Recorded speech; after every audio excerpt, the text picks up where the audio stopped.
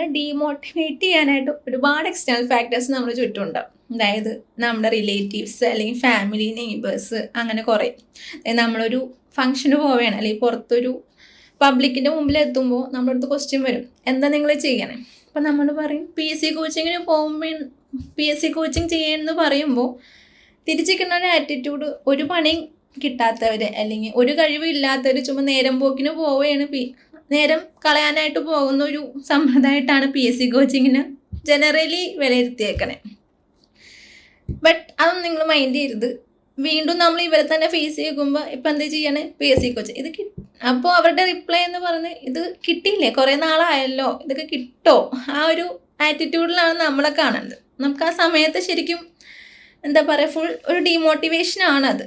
But ആ ഒരു demotivation നമ്മൾ മോട്ടിവേഷനായിട്ട് എടുത്ത് വീണ്ടും പഠിക്കാൻ ശ്രമിക്കാം. At the end of the day നമ്മളൊരു സർവീസിൽ കയറി നമ്മൾ ഈ സെയിം പബ്ലിക്കിൻ്റെ മുമ്പിൽ എത്തുമ്പോൾ നമുക്ക് കിട്ടുന്ന റെസ്പെക്റ്റ് ഉണ്ട്. ഞാനും എന്നെപ്പോലെ ജോലിക്ക് കയറിയവർ ഇപ്പം അനുഭവിക്കുന്ന ഒരു സിറ്റുവേഷനാണ്. അത് ഗ്രേഡോ ഒന്നുമല്ല. ഞാൻ ഇപ്പോൾ ഒരു ഗസറ്റഡ് പോസ്റ്റിലാണ്. അതിന് മുമ്പ് ഞാൻ ലാസ്റ്റ് ഗ്രേഡ് ആയിട്ടിരുന്ന ഒരാളാണ്. 2 പോസ്റ്റിലിരുന്നപ്പോഴും ഈ ഡിഫറൻസ്, അതായത് നമുക്ക് ആ സൊസൈറ്റി തന്നെ റെസ്പെക്റ്റും വാല്യൂം അനുഭവിച്ചറിഞ്ഞ ഓരോരുത്തരാണ് ഞങ്ങൾ ഹോളിമാതയെ പഠിച്ച് ഇപ്പോൾ സർവീസിലിരിക്കുന്ന ഓരോരുത്തർ. സോ എല്ലാവരും പഠിക്കുക. ഇപ്പോൾ പഠിക്കുന്നവർക്കും പഠിച്ച് റിസൾട്ടിന് വെയിറ്റ് ചെയ്തിരിക്കുന്ന എല്ലാവർക്കും ഓൾ ദി ബെസ്റ്റ്.